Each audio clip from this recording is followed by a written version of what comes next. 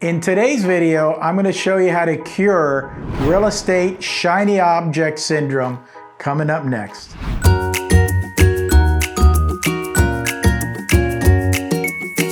Oftentimes, real estate investors move from one investment class to another without ever planting a firm foundation in one niche. These investors always seem to be doing something interesting, and that makes for great conversation, but they also tend to do little more than just tread water, financially speaking. Before we begin, make sure that you like and subscribe and share so that you can live the life you've always wanted through real estate. I made this channel to help you, the new or experienced investor. Shiny object syndrome is always out there. It's constant. It's a great example is cryptocurrency. There's a lot of people that just lost a lot of money on cryptocurrency. So that shiny object, what your neighbors, what your friends are doing, that's there, kind of distracts you. You need to be focused on what you're doing and find that niche, okay? Once you find that niche, whether it's flipping, whether it's buying notes, whether it's BRRRR, whatever it is, just hone that down to an art and continue to do it over and over and over and over again so that you don't lose that deal, the opportunities that come your way. And then if you want to focus on that shiny object, then you can start looking that way. I can tell you the progression. What usually happens is somebody will start wholesaling a property and they'll be really good at wholesaling. And then they'll go, well, you know, I probably can make some more money flipping. So then they start getting into flipping. And that's great. That's a great progression. But then they start doing flipping and then they get really good at flipping. They're still wholesaling, getting the deals, then they're flipping. And now they're thinking, okay, when I flip properties, now I need to do some buy and holds, buy some multifamily, and that's kind of the progression that people go. So wholesaling, flipping, then they go into multifamily. They all kind of have the same similar thing, but believe me, they're all different.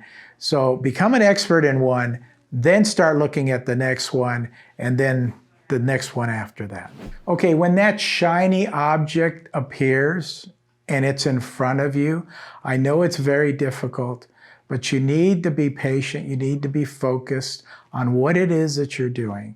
If you want to go after that shiny object, then please make sure you do your due diligence along the way, that you investigate what's going on before you start with that shiny object.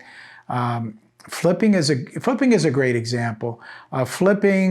I just recently had a lunch with an investor and he's asking me about flipping and he's asking me about hard money. And he's scared to use hard money. And I said, you should be scared to use hard money.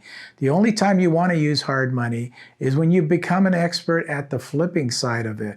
So acquiring the properties, okay, and then flipping itself is an art.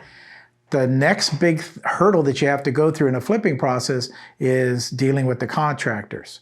So acquiring that property, dealing with the contractors, closing the property at the end of the day. If you're doing that without a lot of hiccups along the way, then it's time to expand your business. Then it's time to use hard money out there.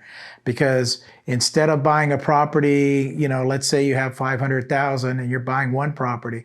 Instead of buying one property, you could probably buy 5 properties with that money using a hard money lender and get 5 times the profit.